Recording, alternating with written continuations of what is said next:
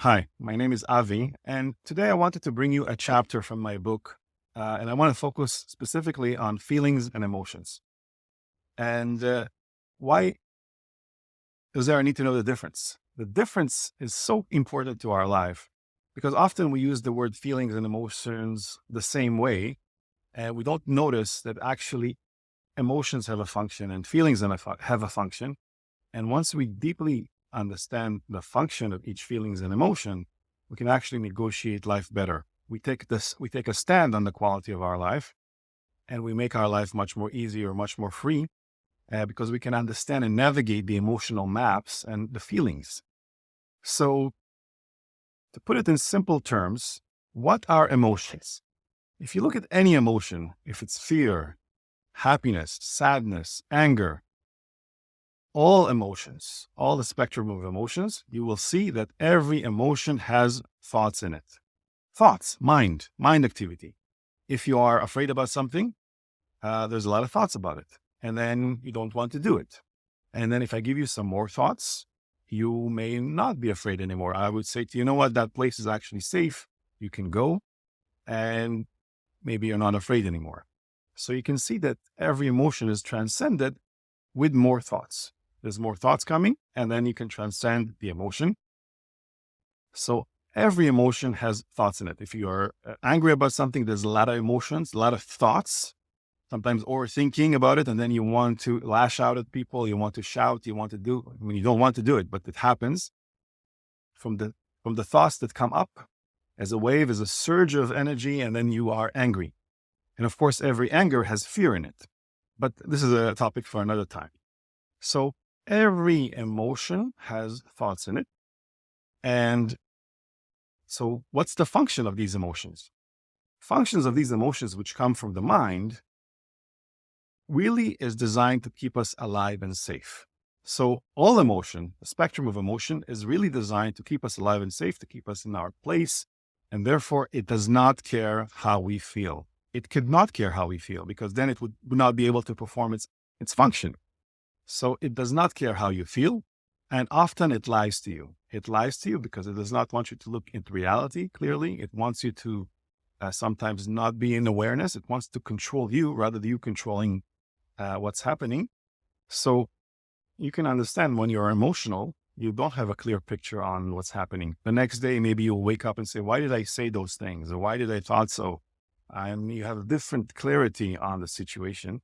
It's again, because you're emotional. When you're emotional, it does not care how you feel and it lies to you all the time.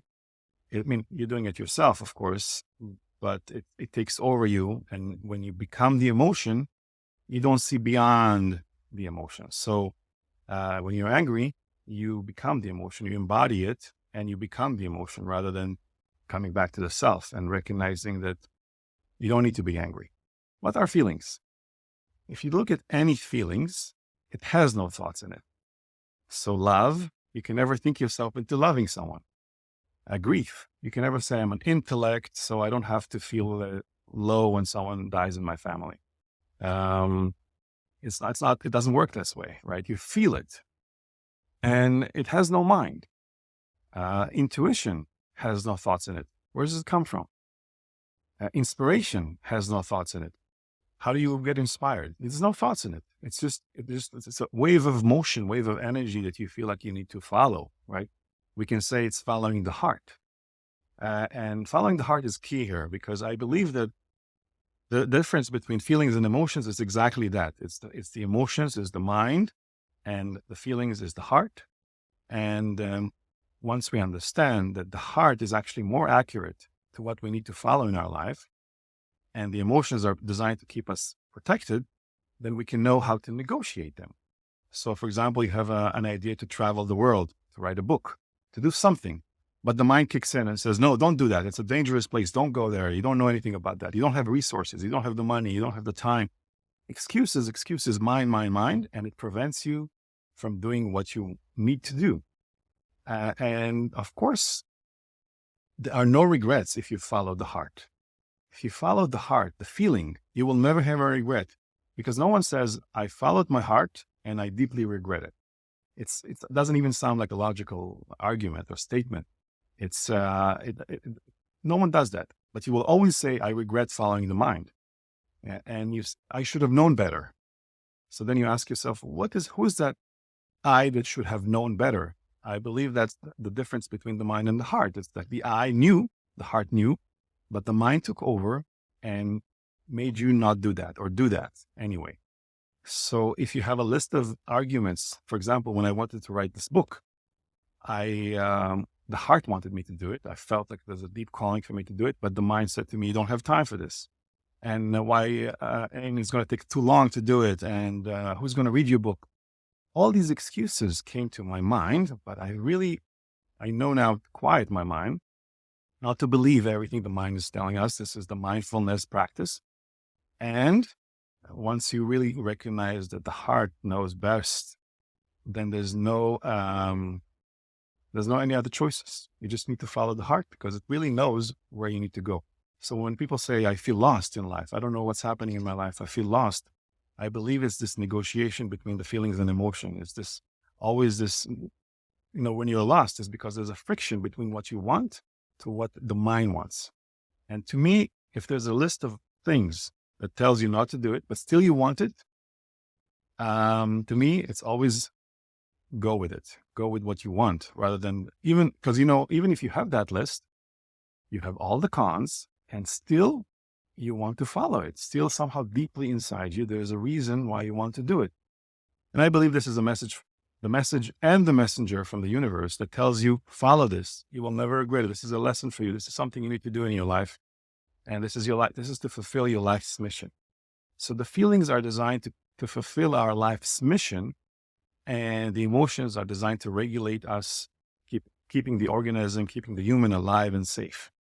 And so again, if you're feeling lost in life, ask yourself why. Who is this? And where are you lost? It's always, again, between the heart and the mind, between what you really, and if you feel like things are not going your way, maybe you're not in complete agreement with the situation in your life, ask yourself, did I follow my heart to be here or did I follow my mind?